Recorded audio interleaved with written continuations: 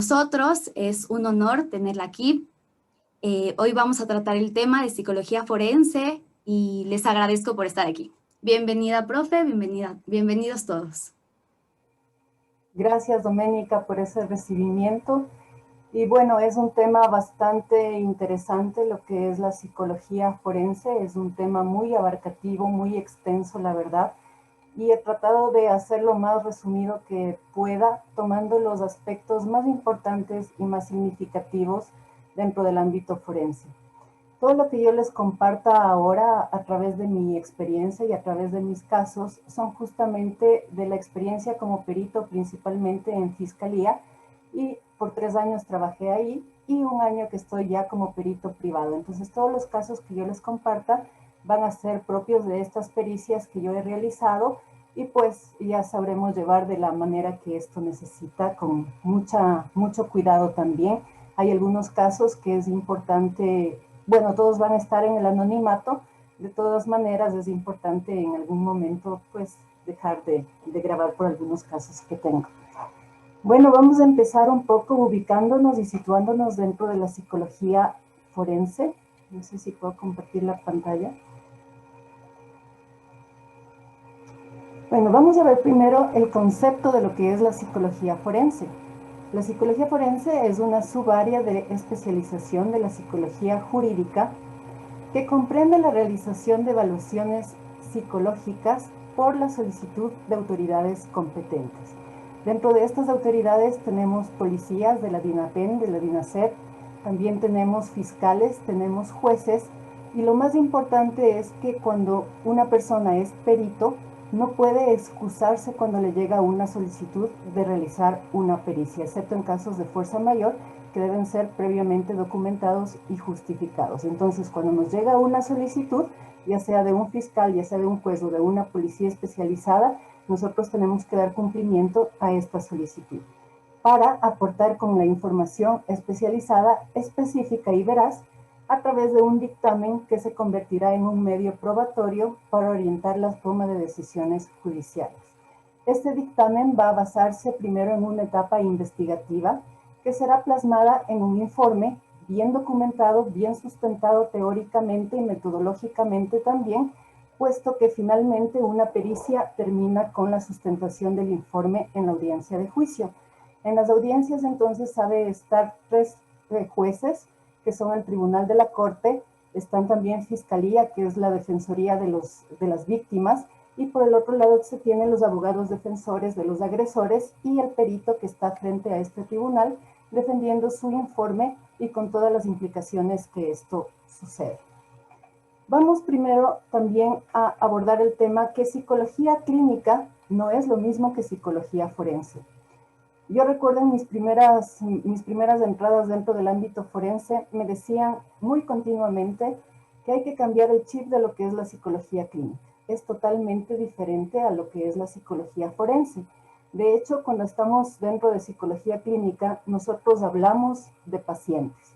Cuando estamos dentro del ámbito forense, se convierten en usuarios, porque no vamos a dar un tratamiento, sino que es un trabajo investigativo.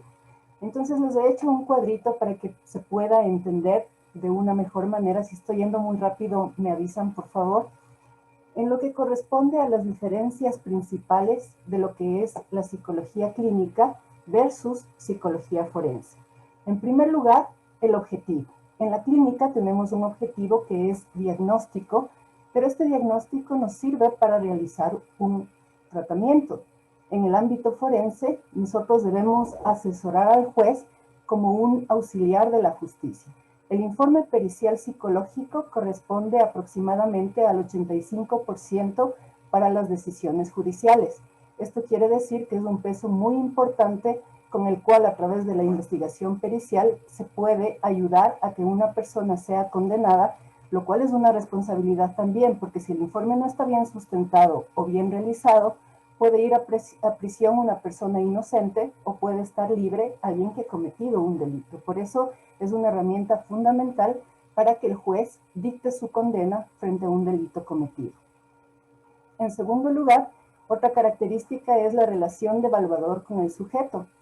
En el ámbito clínico existe una relación empática. una relación de ayuda, en una relación que se establece entre el terapeuta y el paciente. En psicología forense, todo el momento de la investigación tiene que ser escéptico.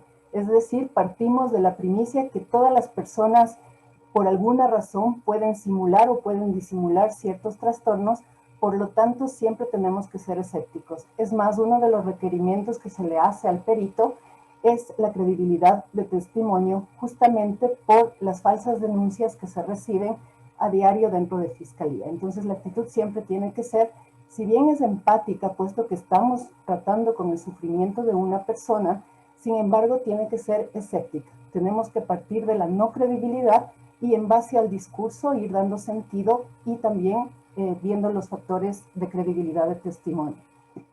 El secreto profesional es otro de los puntos importantes. Dentro de psicología clínica, nosotros manejamos la confidencialidad, excepto en ciertas situaciones. Dentro del ámbito forense no existe confidencialidad.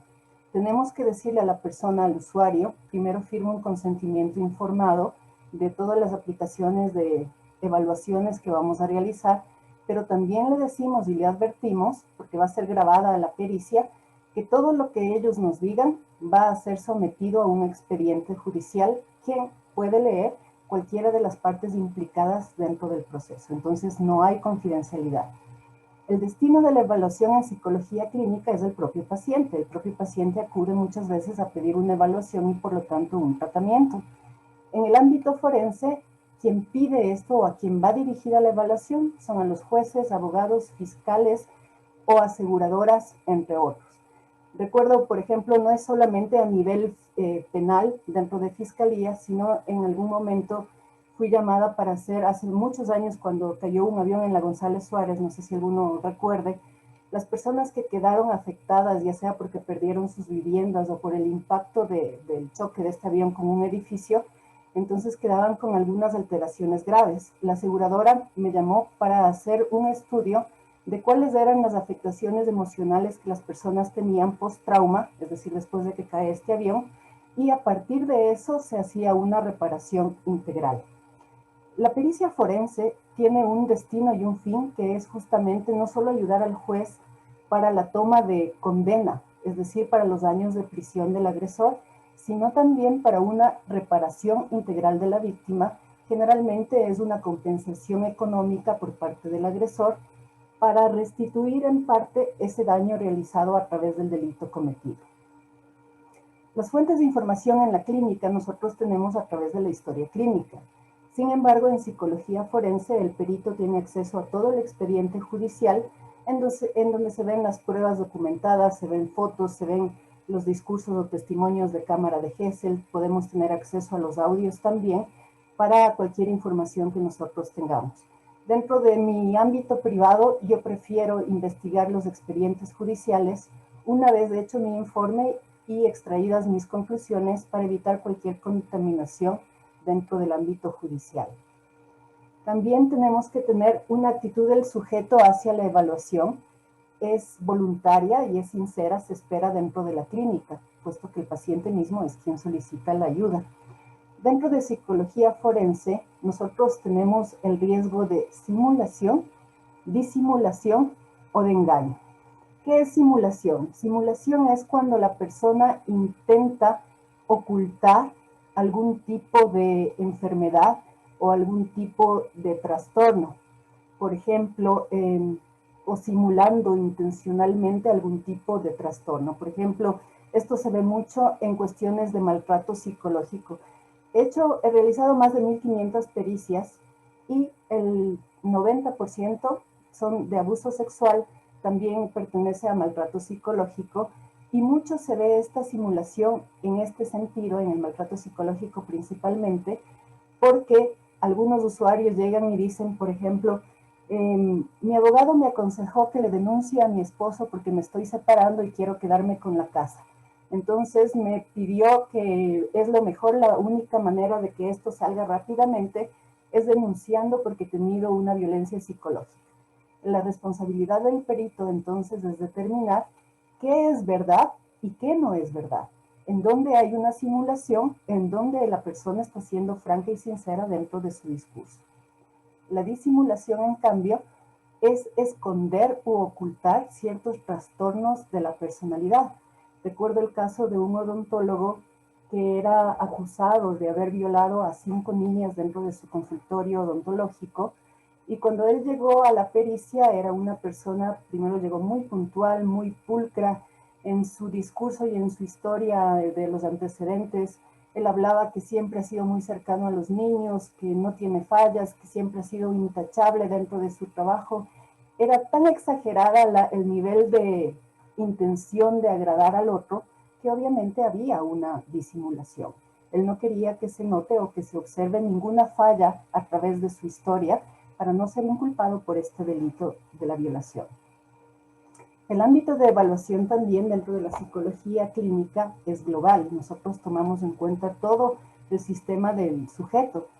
Dentro de psicología forense nosotros tenemos que investigar mucho el estado mental en relación al objeto pericial. Por ejemplo, hay personas o hay agresores que son condenados por femicidio, homicidio, asesinatos, etcétera, y ellos tratan de alegar demencia temporal, puesto que si esto se comprueba y existe un trastorno mental en la persona imputada quiere decir a la que se le culpa de un delito, entonces tiene medidas sustitutivas y no tiene cárcel, o tiene otro tipo de condena que no es la cárcel necesariamente. En las víctimas, por ejemplo, hay que tener muchísimo cuidado en evaluar cómo están estos aspectos cognitivos. Tuve recién un contraperitaje que tuve que hacer en base a una niña violada por su padre, era una niña de 8 años, y dentro del discurso de cámara de Gesell, esta niña relata de una manera muy detallada, muy gráfica, cómo eran todas las violaciones que ella había sufrido por parte de su padre. Pero en la cámara de Gesell ella lo hace sin nervios, lo relata muy vívidamente, y en algún momento ella empieza a reír, una risa que obviamente se consideraba ansiógena. La decisión del psicólogo, del perito que hace la evaluación aquí, es que la niña, a pesar de haber sido violada repetidas veces por su padre, una niña de 8 años, no tenía ninguna alteración emocional. El contraperitaje entonces implica que otro perito pueda observar la veracidad de ese informe que ha dictado un perito anterior. Por supuesto, esta niña lo que tenía era un trastorno disociativo como una manera de poder sobrevivir a tanta agresión sexual repetidamente. Entonces, cuando ella relataba parte del trastorno disociativo es esto, lo hacía de una manera vívida porque no lo identificaba como su propio cuerpo, sino como el cuerpo de otro, que es una característica del trastorno disociativo.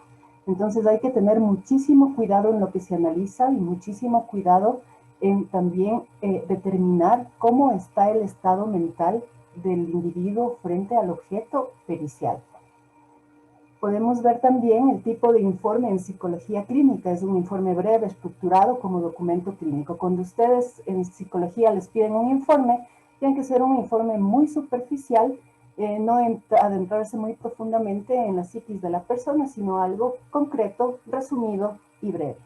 Cuando estamos en psicología forense, son informes de mínimo 20 hojas, en donde se tiene que documentar cada parte que se hizo, cada decisión que se toma, cada hipótesis que se comprueba, y un análisis de la historia vital del sujeto desde la concepción, es decir, desde cuando estaba en el embarazo hasta la edad actual. Entonces es un informe muy detallado, muy concienzudo y también muy extenso, puesto que tiene que ser documentado. Todo lo que nos diga el peritado o el usuario tiene que ser documentado. Y la intervención en la sala de justicia, cuando ustedes son psicólogos clínicos, no es muy esperable que en algún momento les llamen a declarar dentro de un tribunal, excepto cuando tengo colegas que trabajan con parejas y son testigos de un delito, de una violencia intrafamiliar, que muchas veces termina en un femicidio. En esos casos les llama al psicólogo clínico que atendió a la víctima para declarar. Pero en psicología forense, todas las pericias que nosotros realizamos tienen que ser declaradas o tienen que ser resueltas o defendidas en una audiencia. Entonces, el perito forense siempre tendrá que ir a corte para sustentar y defender su informe, y con eso termina el proceso pericial. ¿Cuánto se demora más o menos entre realizar una pericia y que te llamen a declarar en corte? Aproximadamente 2 años, cuando la ley es muy rápida. Hay años, muchos más años que se demora y nosotros entendemos que son delitos muy violentos, muy agresivos, pero hay tantos casos y hay tantas demandas que se demora muchísimo el tiempo entre realizar una pericia y el poder ir a corte. Entonces, estas son las básicas diferencias en lo que es psicología clínica y psicología forense. Somos de base psicólogos, pero el modo de actuar y el quehacer es muy diferente. El trabajo del psicólogo forense es ser un auxiliar de justicia y por lo tanto tiene que hacer una herramienta investigativa dentro de su pericia. Ahora, ¿qué trata la psicología forense clínica? Tratamos dos cosas principalmente. Primero, la evaluación de daños en las víctimas, se conocen como víctimas del delito, y el punto más importante es el determinar el daño psicológico, es decir, aquellas alteraciones psicológicas que le producen a la víctima una vez de acontecido el delito. Entonces, por un lado, esto se llaman valoraciones periciales psicológicas, victimológicas, y por otro lado también tenemos recordemos que la psicología forense también parte de la criminología, en donde se estudia el perfil criminal del agresor, tanto en la génesis de cómo se va construyendo y configurando esta conducta criminal hasta que finalmente se comete el delito. Entonces, la otra manera de la otra pericia que nosotros tenemos se llama el perfil criminal, o más conocido en el ámbito forense como rasgos de personalidad, en donde lo que se debe de estudiar son aquellos trastornos de la personalidad que han interferido con ese agresor o que son más predominantes en ese agresor para cometer un delito. Por ejemplo, hay mucha literatura que se ha hecho en base a las investigaciones de qué trastorno de personalidad es el más conocido o más común dentro de los violadores a niños, y es el trastorno esquizoide de la personalidad y el trastorno dependiente de la personalidad. En el esquizoide hay este aislamiento, el no querer estar o entablar relaciones sociales y mucha parte de la confusión entre fantasía y realidad. Por eso se da cuenta de que aquellas personas con este trastorno, ya trastorno, no rasgos, porque es diferente rasgos de personalidad que trastorno de personalidad, entonces este rasgo de esquizoide se puede ver como estas personas que utilizan a la víctima, a los niños, porque no tienen ese viraje dentro, hasta dónde es mi fantasía y hasta dónde llevo este acto a hacerlo realidad. Otro trastorno que se ubica es la personalidad dependiente, y esto les hablo como los estudios que se han hecho más significativos dentro de la población penitenciaria. O sea, se han hecho los estudios en base a los violadores de menores, a ver qué tipo de personalidad es el más predominante. Entonces el otro es el trastorno dependiente, en donde la persona tiene miedo a las críticas, tiene miedo al rechazo. Por lo tanto, una fuente muy grande de no ser rechazado, de no ser criticado por su desempeño sexual, va a hacer que tome a víctimas menores que no pueden quejarse, que no pueden manifestar que algo está sucediendo, y por lo tanto el enganche es más aproximado. Nosotros tenemos una concepción de que generalmente el pedófilo o el agresor de niños es una persona muy depravada, muy que se le puede ver en el rostro y todo, y es todo lo contrario. Más bien son personas tan seductoras o tan manipuladoras, tan carismáticas en muchos casos, que a través de estas cualidades, entre comillas, utilizan al niño para manipularle y para hacerle víctima de todas sus fantasías y de todos sus actos más perversos. Tuve otro caso recientemente en donde una señora divorciada, tenía 2 hijos, una hija de 10 años y un niño de 8 años, y vivía con su padrastro. Volvió a hacer su relación, vivía con el padrastro. Esta señora se iba a trabajar, el padrastro se quedaba en casa al cuidado de los niños. Notaba ciertas alteraciones en sus hijos, como un aislamiento, bajaron de notas, habían algunos indicios ya de que algo estaba sucediendo. Y en algún momento la señora llega temprano de su trabajo y cuando entra a su casa ve que su esposo, el padrastro de los niños, le estaba violando a la niña y haciéndole ver a su hermano cómo le violaba a él. La señora, en ese momento, hay una alteración mental, hay una confusión mental, coge el cuchillo de la cocina y le da 20 puñaladas al agresor. El agresor obviamente que muere y esta señora es condenada a 30 años de prisión por un asesinato. Sin embargo, con la pericia se pudo comprobar que la señora en ese momento tenía una obnubilación de conciencia, estaba confundida, estaba alterada totalmente de ver el impacto de cómo a su hija de 10 años le violaban en la presencia de su hermano de 8 años y pues la señora eventualmente salió en libertad condicional. Por eso las pericias tienen que ser tan exactas, tan documentadas y tan evaluadas, saber qué reactivo se puede utilizar para evaluar estos antecedentes, principalmente en cuanto a funciones mentales, y también para establecer el grado de imputabilidad, es decir, de la responsabilidad que tiene un agresor en la comisión del delito. Como les había dicho, quienes hacen las pericias son peritos, no pueden hacer un psicólogo clínico sin haberse acreditado como perito. El único que puede acreditar como perito a un psicólogo es el Consejo de la Judicatura y cada 2 años hay que renovar la licencia de perito. El perito es un experto en su oficio, por lo tanto hay que comprobar esta experticia para poder ser acreditado como uno. ¿Qué casos son los que más nosotros investigamos dentro del ámbito forense? Primero, la violencia intrafamiliar. Este es el maltrato físico, maltrato psicológico, negligencia también, que ocurre dentro del ámbito familiar específicamente. También la violencia de género. Esta es la agresión tanto física, sexual, psicológica a la mujer por ser mujer o al hombre por ser hombre, o también a la comunidad LGBT. Por ejemplo, un homofóbico que le mata a un homosexual por el hecho de ser homofóbico, esto sería una violencia de género y como tal es penada por la ley. También vemos las agresiones sexuales. Tenemos dentro de las agresiones sexuales y un error muy grande que generalmente se da y que yo veo dentro incluso de colegas, es confundir el abuso sexual con la violación. No es lo mismo, el abuso sexual son todos aquellos manoseos sin llegar a la penetración que hacen a un niño, a una mujer, a una niña, a una adulta. Y la violación es cuando se llega ya a una penetración. Nosotros tenemos que tener en claro que el cuerpo del derecho no es el mismo que el cuerpo de la psicología. Tuve un caso también en donde una niña de 7 años fue violada analmente y ella se defeca del dolor, ella me decía del dolor, me hice popó, se defeca en el agresor, este agresor le manda a lavarse, era un amigo del papá, y ella logra salir y pedir ayuda. Sin embargo, esta niña pasó en terapia intensiva por 3 meses con 21 puntos de desgarre en el área perineal, y sin embargo el agresor fue condenado por abuso sexual. ¿Por qué? Porque el himen estaba intacto.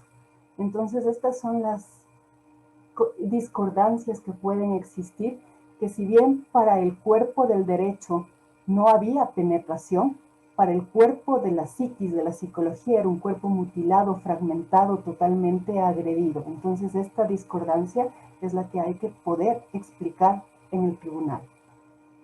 El estupro es cuando una niña tiene 14 años a más, 14 a 16, y es agredida sexualmente por un adulto mayor de 18 años. La pornografía infantil también son todas estas imágenes que se llevan muchas veces a través del internet, y también manejamos dentro de las agresiones sexuales lo que es la trata de personas, el tráfico de personas. También hay otros casos que nosotros podemos ver dentro de esto que ya son más, tal vez hay una discordancia frente a lo legal. Por ejemplo, este caso fue de Colombia, pero había un ecuatoriano implicado dentro de esto. El Código Orgánico Integral Penal no tenía su codificación para esto y era un señor a cual le hicieron una operación.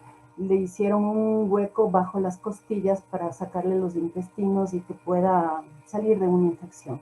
Quien le cuidaba, que era su mejor amigo, le descubren a él penetrándole por este huequito de la cirugía pero para eso el sistema, el COIP no existe. ¿Qué es violación? ¿Qué es agresión? ¿Qué se puede hacer dentro de eso? Ese era un caso bastante peculiar que se dio dentro de la psicología forense. También vemos el femicidio. Hay una diferenciación femicidio-feminicidio. Sin embargo, nuestro COIP, nuestro Código Orgánico Integral Penal, toma el femicidio como aquel dar muerte a una mujer por el hecho de ser mujer.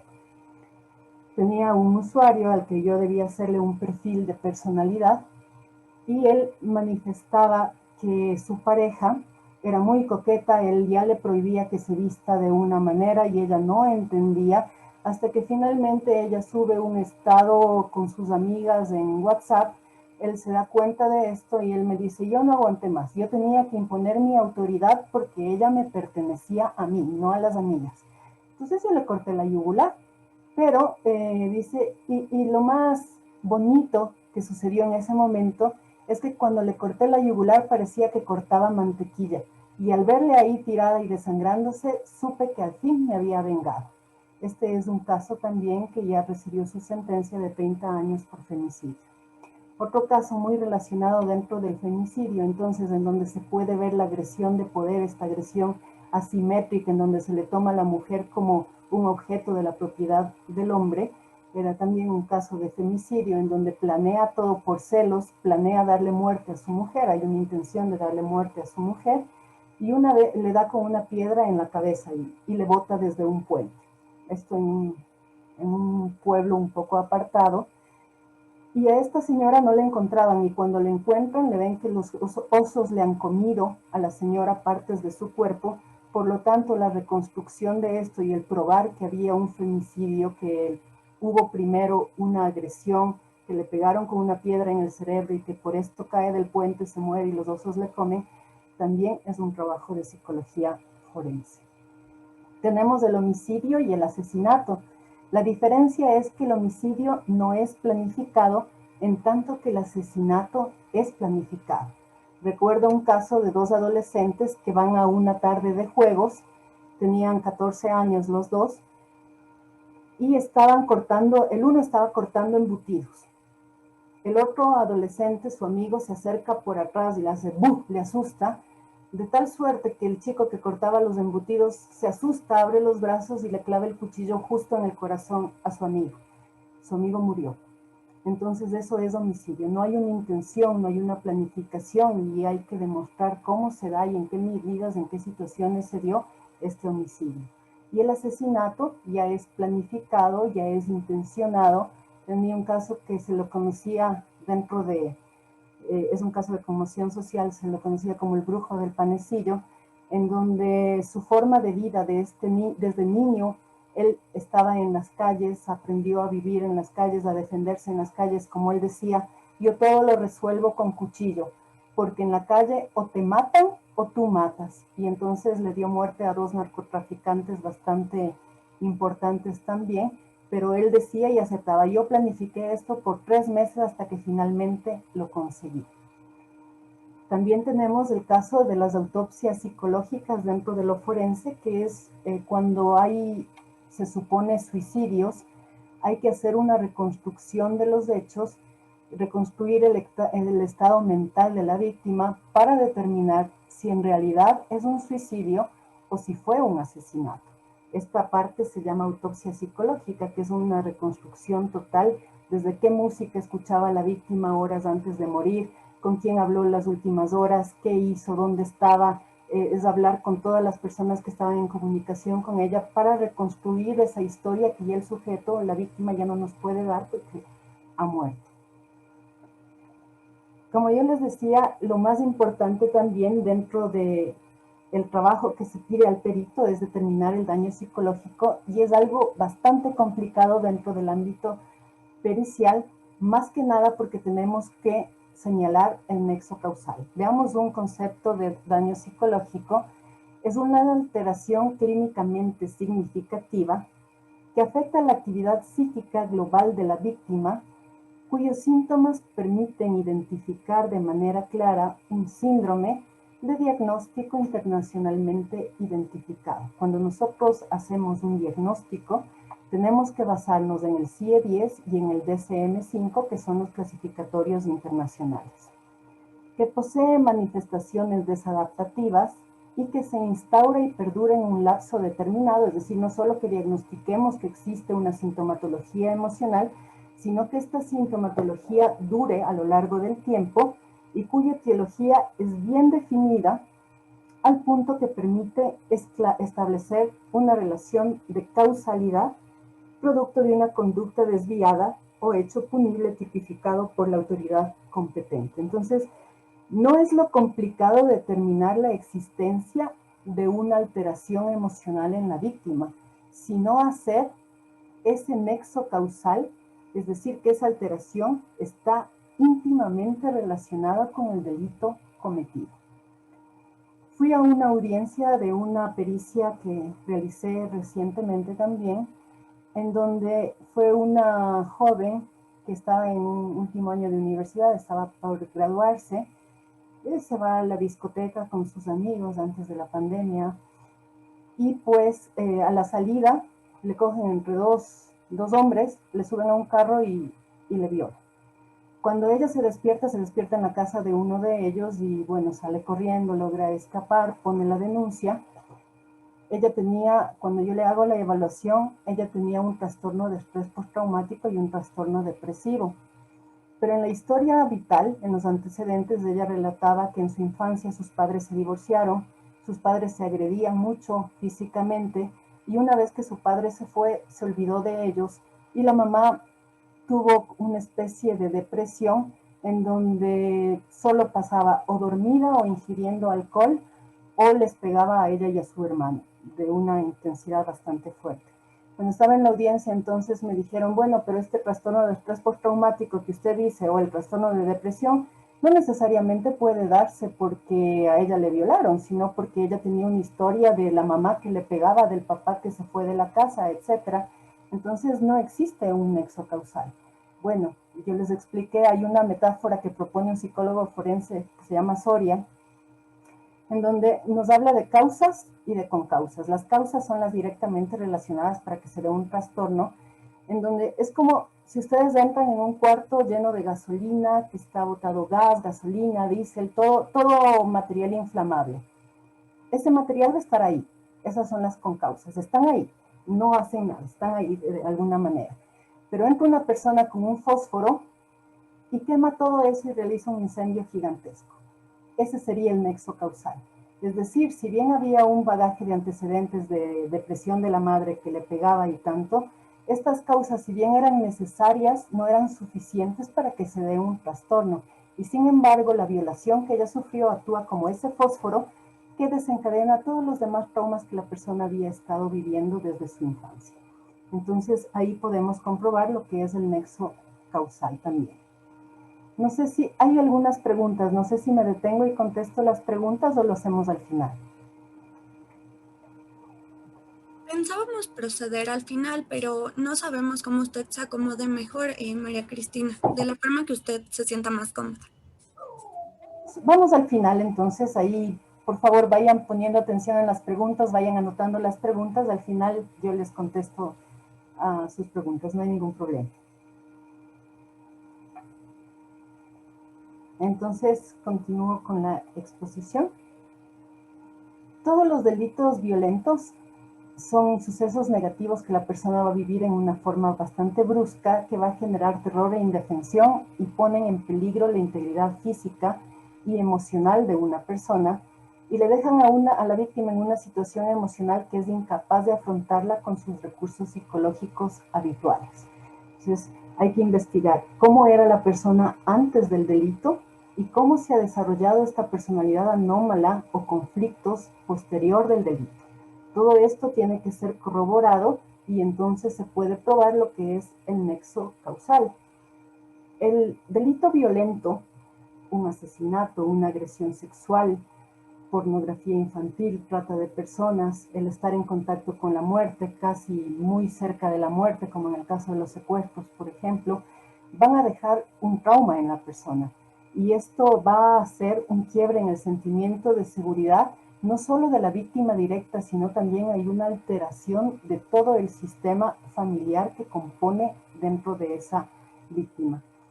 ¿Para qué nos sirve el daño psicológico? Mientras más daño psicológico presenta una persona que puede comprobar el perito forense en su audiencia, mayor es el número de años de prisión para el agresor. Eso se consideran agravantes. Entonces, si la pena era 20 años, pero la persona está atravesando un daño psicológico en donde ya la personalidad se ha convertido en algo que ya está instalado y que ya la persona no puede recuperarse ni con la ayuda psicológica, entonces es un daño psicológico grave, por lo tanto es un agravante dentro de la comisión de la pena, se le dan 5 años más, esto es de acuerdo al COI, 5 años más de sentencia, por ejemplo. ¿Cómo comprobamos esto también?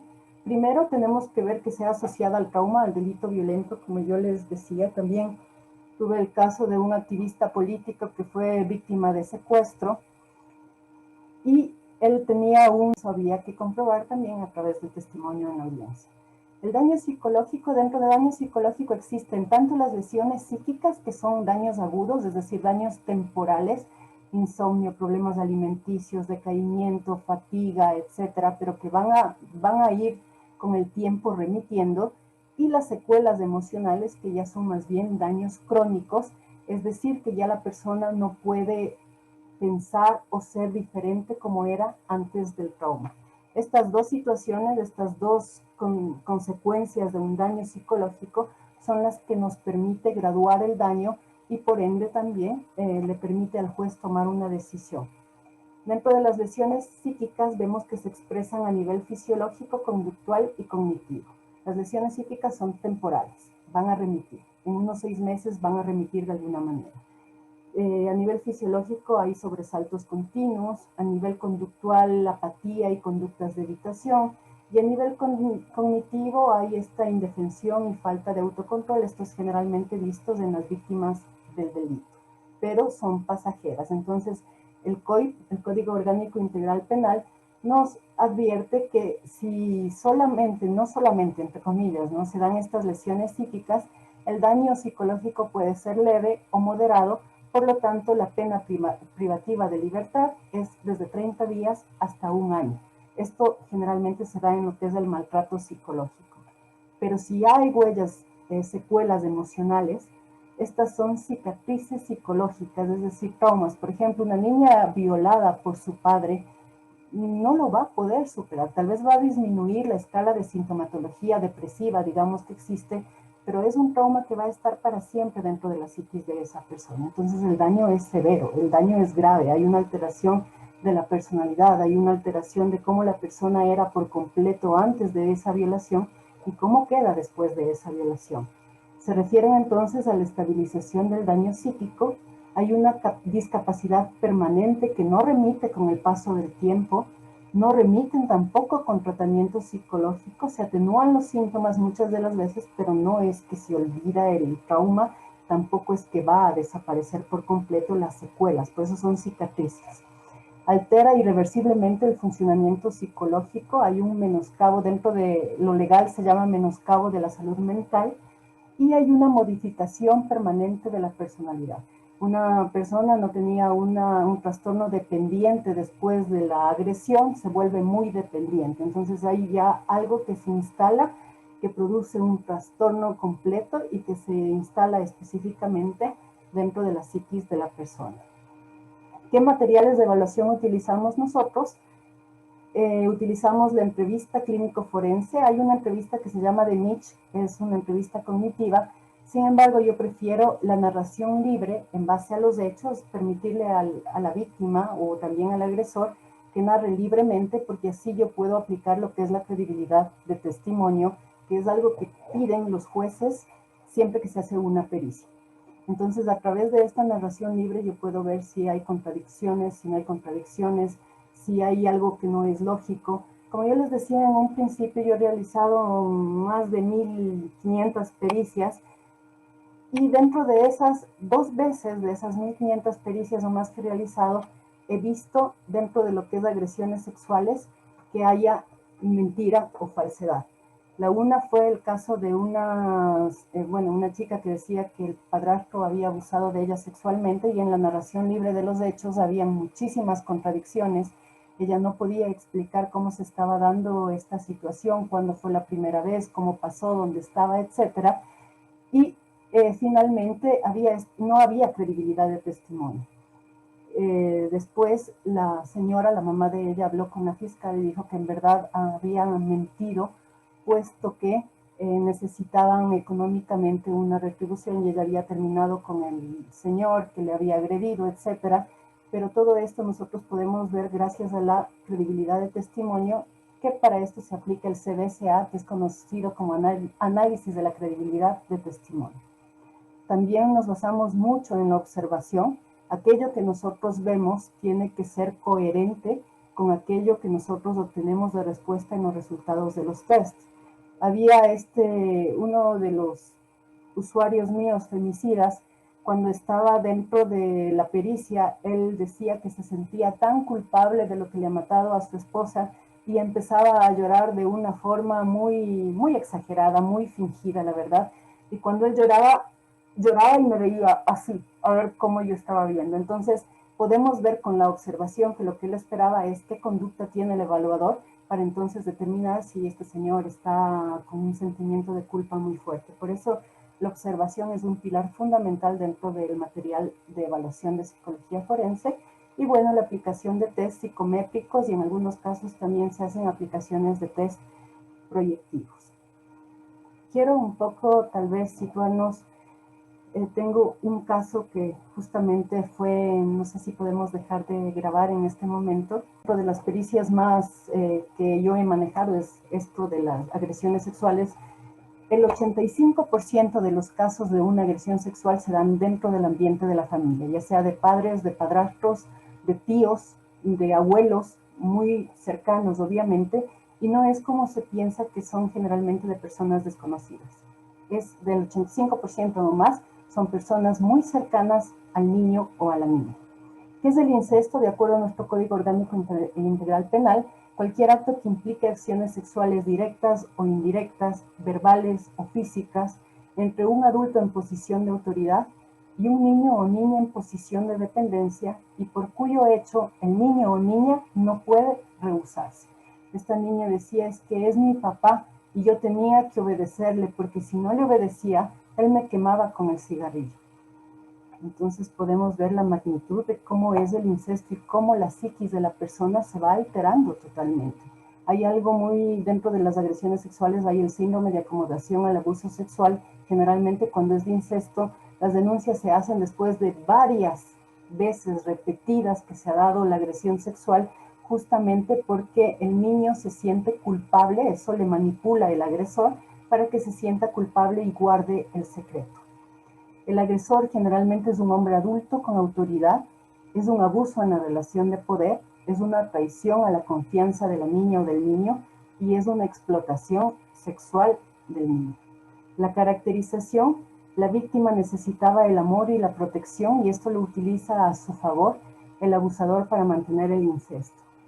Esta joven que les acabé de leer el testimonio, ella me decía, pero por favor que a mi papito no le lleven preso, porque aunque sea malo y le tengo miedo, yo no quiero que él se vaya preso. Entonces, esta confusión entre la persona que me debe proteger, cuando se murió mi mamá y yo estaba a cargo, es la misma que me está lastimando, es lo que le lleva a esta disociación muchas veces a la víctima. La traición es el trauma más importante en la víctima, la traición a la confianza, la traición al cuidado, a la protección, y el incesto tiende a la cronicidad y recurre a la amenaza sobre la víctima. Hay amenazas: si es que tú hablas, yo le mato a alguien; si es que tú hablas, me voy a ir preso y tú vas a destruir toda la familia, tus hermanos se van a quedar sin dinero porque solo yo trabajo. Esto es muy común, esas amenazas también que suceden en los niños y niñas víctimas de incesto. Se amenaza para evitar la revelación de los hechos. Existe engaño sobre la realidad de la violación: es que yo te hago esto porque te quiero. Había un señor que le decía a la hija para que se deje violar, es que yo tengo cáncer de estómago y solo cuando yo estoy contigo y te quiero y te demuestro mi amor así, es cuando a mí se me va el dolor. Entonces hay engaño, hay manipulación, Hay un inicio paulatino, lento, no empieza directamente con la agresión sexual, con la penetración, sino con una suerte de seducción, de tratar de atraparse. Esto es la fase de atrapamiento, en donde se hace que la víctima se acerque mucho al agresor. Hay una manipulación del amor y una transferencia de la responsabilidad a la víctima. La víctima es convencida de su culpa. En el 100% de los casos que yo he visto a lo largo de agresión sexual, la víctima cree que tiene la culpa, puesto que el agresor muchas veces le va diciendo: esta es tu culpa, es que tú me provocaste. De hecho, en la audiencia de ayer, el defensor del agresor me dijo: y doctora, si la niña tiene la joven tiene esta discapacidad intelectual, ¿no podrá ser que ella le provocó al papá? Bueno, no dieron paso a esta pregunta por ser inapropiada la pregunta. Sin embargo, bueno, dentro de la audiencia, la función del abogado defensor obviamente es defenderle a su cliente, a su agresor, pero de todas maneras, cómo el perito pueda defender y sustentar sin dejarse llevar por sus propios criterios y mucho menos por juicios de valor, porque podemos ir presos 7 años por perjurio o por dar juicios de valor. Entonces tenemos que estar lo más tranquilos y serenos posibles dentro de la defensa de una audiencia. Varios mitos. No es frecuente el incesto, sí es frecuente, es una fantasía de las niñas, no es una fantasía. Ocurre entre los pobres y marginales, ocurre en toda escala y estrato social. Es asunto de perturbados mentales, no necesariamente. La culpa es de la madre y la hija, no siempre. Exceso de amor para la hija preferida, ¿no? Ocurre solo una vez, para nada. Y si calla es porque está de acuerdo. Si un niño calla es porque tiene miedo, porque esta contradicción de amor, protección versus todo lo que me hace mi padre es bastante complicado. ¿Qué nos deja dentro de estos indicadores emocionales? Ideas de suicidio. La niña, la joven de la que yo les relato, tenía un trastorno depresivo recurrente, episodio actual grave, y también un trastorno de ansiedad generalizada. También papilomavirus a consecuencia de las repetidas violaciones, y bueno, es un virus que se transmite sexualmente, y también el embarazo. Estas 3 categorías tenía este sujeto evaluado. Y bueno, ¿cuándo se revela? Cuando ya no puede seguir soportando. Pudieron oír en la entrevista, ya no aguantaba más el miedo que le tenía a mi papá. Cuando está siendo restringida su vida social, muchas veces son los profesores los que denuncian porque ven a los niños que tienen algún tipo de alteración a nivel de comportamiento, para proteger a los hermanos menores.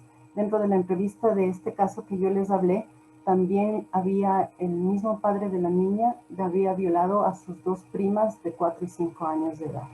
Temor a no ser creída, es por eso que no avisan los niños, por la revictimización. Aquí viene del sistema, lo lento que muchas veces es la justicia, o porque tiene que hablar primero con el policía de la DINAPEN, luego con el fiscal, luego con el otro abogado, finalmente con el perito. Entonces hay una revictimización de que los niños y bueno, las víctimas tienen que estar contando a cada rato lo que ha sucedido. Y bueno, para no alargarme más, hay algo que necesitamos recordar ya que estamos dentro de la psicología clínica. El artículo 276 nos habla de la omisión de la denuncia por parte de un profesional de la salud, o sea, de un psicólogo. La o el profesional o la auxiliar en medicina u otras ramas relacionadas con la salud que reciba a una persona con signos de haber sufrido graves violaciones a los derechos humanos, a la integridad sexual y reproductiva o muerte violenta y no denuncie el hecho, será sancionado con pena privativa de la libertad de 2 a 6 meses. He visto 3 casos de psicólogos que han trabajado con niños, niñas violadas, agredidos y que no dieron paso a la autoridad competente, por lo tanto están cumpliendo su condena también. Entonces, bueno, me fui de largo, he tratado de abordar lo más importante dentro de esto y no sé si tienen alguna pregunta.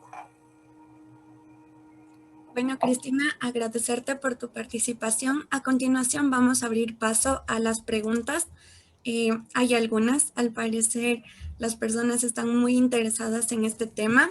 Valeria Cherres nos dice: buenas tardes, mi pregunta es en cuanto a la reparación integral a la víctima. ¿Solamente es económica como la menciona o es desde otros recursos? La reparación integral es una contribución económica, es netamente económica, para que la víctima pueda acceder a un servicio psicológico o para compensar en parte todo el daño que ha sufrido, pero es una reparación monetaria. A esta se le conoce como reparación integral. Gracias. También nos preguntan, ¿cómo se acredita la experiencia del psicólogo para convertirse en perito? Se tiene que demostrar, recién el Consejo de la Judicatura bajó de 4 años de experticia a 2 años. Entonces, una persona que es psicólogo y que demuestra que ha tenido una experiencia tanto en tratamiento, evaluaciones con pacientes o con una población específica, da todo su currículum, tiene que exponer todo su currículum, mínimo 2 años de experiencia dentro de la experticia, y hay el Consejo de la Judicatura en la comisión de especialistas aprueban o desaprueban en base a la experiencia del perito. Entonces hay una serie de documentos que se pueden llenar en la página del Consejo de la Judicatura en donde se piden una serie de requisitos, pero la acreditación básicamente es por demostrar el perfil idóneo, es decir, que haya cumplido mínimo con 2 años de atención a pacientes o de evaluaciones a pacientes. Gracias, Cristina. También nos preguntan, ¿cómo haces para mantener tu salud mental como psicóloga forense? Es bastante complicado cuando se está atendiendo este tipo de población, y yo me ponía a pensar, cuando yo tengo este tipo de casos, trato de ni ver noticias, porque todos esos casos que veo en las noticias, cuando yo trabajaba en fiscalía, decía, estos ya me van a llegar a mí, porque generalmente yo atendía a la población más fuerte dentro de esto. Dentro de nuestra práctica clínica tenemos que tener, es parte de la ética, dependiendo también de la línea teórica del trabajo, el contar tanto con procesos de supervisión privados, personales, como también nuestro propio proceso personal. Yo tengo mi propio proceso personal para poder quitar toda esta cantidad de descompensación emocional de esta realidad tan dolorosa de la víctima y tratar de ser lo más objetiva posible, porque nosotros recordemos que dentro de lo pericial tenemos que ser objetivos. A un lado el sufrimiento, a un lado el dolor, pero hay que ser muy objetivos, porque incluso debemos preguntarle a la víctima cuántas veces, por dónde sucedió la primera vez, aunque sean niñas tan pequeñitas. Entonces, ¿cómo manejar esto? Yo el único sentido que encuentro es a través de mi propio proceso psicológico. Carla Tulcán nos pregunta, hubo un caso reciente de una señora que envenenó a sus hijos y ahora se dice que es una asesina serial. Según tu criterio, ¿cuáles podrían ser las concausas de la señora? A ver, hay que determinar, primero, un asesino serial tiene a su cargo más de 8 o 9 crímenes comprobados. Entonces, por ahí podríamos descartar que no sé a cuántos hijos, a 5 hijos. Es bastante también. Pero en este caso... Perdón la interrupción. Algo fue que a raíz de que envenenan a los hijos empiezan a buscar información anterior y resulta que también había tratado a otras personas. Habían sido alrededor de 4 o 5 y por esto se le puso como serial. Pero entonces, si es que había comprobado esto, hay que determinar, puede ser un factor de perversión. Cada caso, cada mundo es único y por eso cada caso es exclusivo dentro del trabajo. Yo al principio, cuando oí a los hijos que había envenenado, podría haberse tratado de un brote psicótico dentro de la desesperación, pero si ya hay algo más, o sea, ya se pudo investigar que hay más sucesos aislados, podría ser ya una consecución de un trastorno, de una perversión que se produce en esta persona, un rasgo psicopático. Ya hay una psicopatía netamente identificada.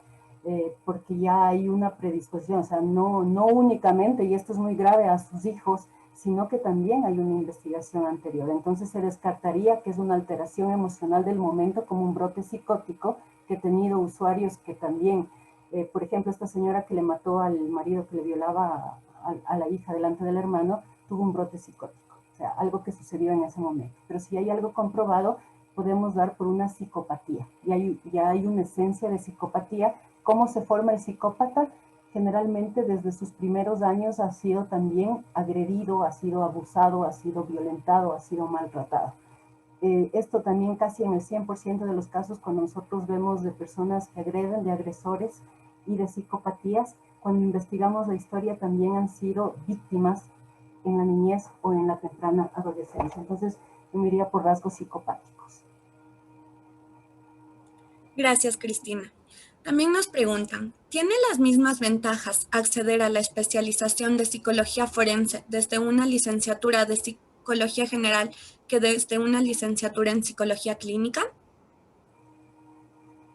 Bueno, hay un programa que hay algunas universidades que están lanzando estas maestrías en psicología forense, pero de la universidad que yo puedo dar conocimiento se necesita tener una base en psicología clínica, al menos. Pero cada universidad tiene sus propios perfiles de ingreso. Sin embargo, es importante desde la clínica, porque como manejamos primero herramientas de evaluaciones, el sostener la contención emocional y todo esto, creo yo, en mi experiencia y en mi personal opinión, que debería haber una base de psicología clínica por el hecho también de diagnóstico, ¿no? Y de pronóstico también. Abordamos mucho de lo que es la patología mental, o sea, realmente trastornos, las agresiones y todo, en donde tendría que haber, según mi criterio, pero esto ya depende de cada perfil de ingreso a las universidades, una base de clínica. Gracias. Daniela Carrillo nos pregunta, ¿por qué en algunos casos de abusos sexuales no se condena al agresor incluso teniendo pruebas psicológicas de que sí ocurrió? Bueno, hay algunos casos de agresiones sexuales en donde lo único que se tiene es el discurso o el peritaje del psicólogo. Cuando nosotros abordamos agresiones sexuales, trabajamos con un equipo interdisciplinario, el médico forense, el psicólogo forense y el trabajador social. Entonces, hay muchos casos que no se puede tomar la prueba médica, se llama P30, es decir, restos de semen, entonces no hay esta prueba o evidencia física que pueda manifestar que hubo la comisión del delito. Lo único que tenemos, lo único entre comillas, porque también es un peso importante, es la entrevista del psicólogo forense.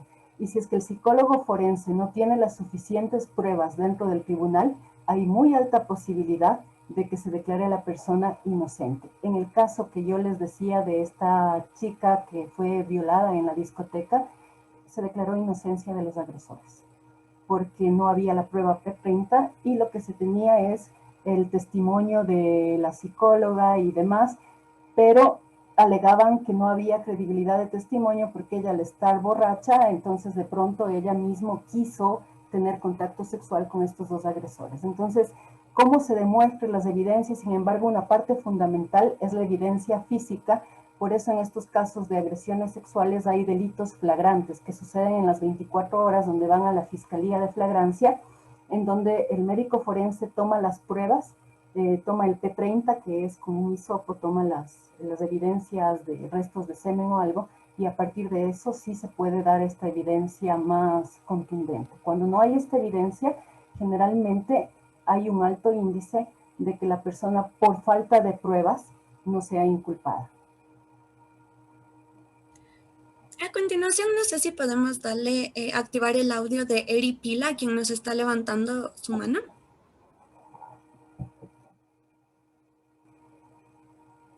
Eri. Sí, buenas tardes. Hola, Eri. Sí, buenas tardes, doctora Cristina. Lo que yo quería preguntarles, en nuestro caso como psicólogos generales, ¿usted qué nos recomienda? Por ejemplo, justo hubo una pregunta relacionada que fue como la especialización clínica primero, o tal vez buscar una especialización tal vez completa que abarque lo clínico y lo forense también. Gracias. Bueno, dentro de las especializaciones de la psicología clínica está la psicología jurídica. Por lo tanto, yo recomendaría que primero se haga una especialización dentro de la psicología clínica y después una maestría en psicología forense. Como les digo, primero por el tipo de población, muchas veces salimos de la universidad no con las herramientas suficientes para poder actuar. Es una responsabilidad muy grande la psicología forense, como les decía, porque hay con un informe nosotros podemos ayudar a condenar a una persona que es inocente, o podemos determinar que no ha cometido delito una persona que sí es culpable. Por eso yo pienso que el trabajo forense tiene que ser una especialización muy formada, pero de base una psicología clínica. Pero como yo te digo, esa es solo mi opinión, porque en algunas universidades sí puedes ingresar a tener una formación como psicología forense, y eso ya depende de cómo tú te sientas también dentro de estas áreas de especialización para acceder a una formación forense específica. Pero yo primero soy formada dentro de lo clínico necesariamente, porque ahí tengo las herramientas de evaluación. Si bien mi corriente es psicoanalítica y eso no para nada utilizo dentro de la psicología forense, son estas herramientas psicoterapéuticas muchas veces de evaluación, de diagnóstico, de psicodiagnóstico, lo que nos permite, y una base teórica también fuerte, lo que nos permite tomar decisiones en estos casos. No sé si contesté a la pregunta. Sí, muchísimas gracias. Bueno, aquí tenemos otra. Nos dicen, ¿has encontrado obstáculos o inconvenientes por el hecho de ser mujer en tu trabajo? Y, por ejemplo, trabajar o evaluar criminales, ofensores u otros hombres.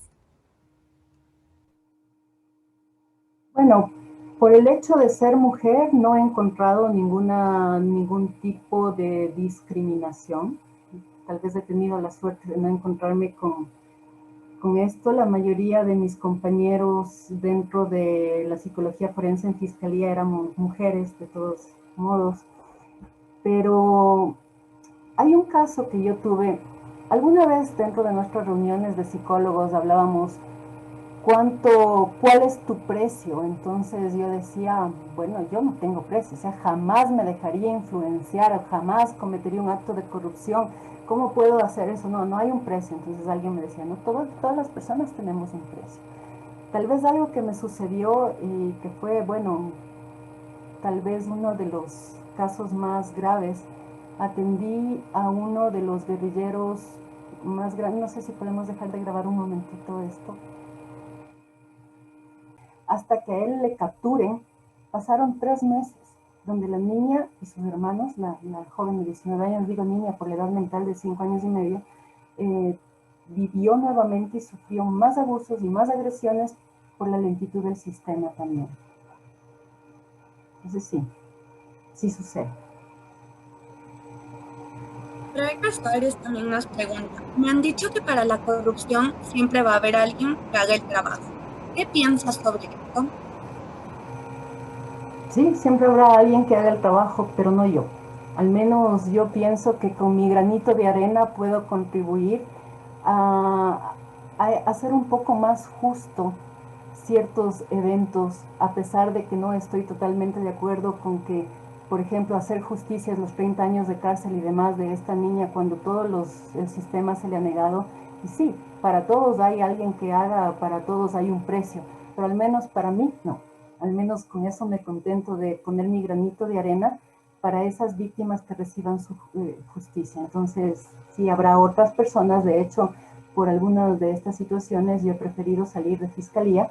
No implica necesariamente que porque hay un precio o algo, pero hay muchas veces que sí, para un trabajo sucio no puede haber otra persona, pero al menos yo no.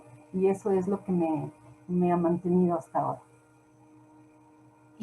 María Cristina, la verdad yo quisiera seguir de largo. No sé si terminamos con esta pregunta porque ya la leí unas 3 veces. ¿Qué universidad usted recomendaría para hacer la maestría en psicología forense? Eso ya me parece a dar publicidad vegana, pero en todo caso hay muy buenas universidades. Por ejemplo, la Universidad del Espíritu Santo de Guayaquil está sacando, y muy pronto también vamos a tener muy cercana nuestra maestría en psicología forense. Entonces esperen un poco para una muy buena universidad que les recomiendo muchísimo, que está pronto por lanzar la maestría en psicología forense. Ok, tratamos de abordar la mayor parte de las preguntas. Muchísimas gracias por su ponencia. Estuvo llena de información.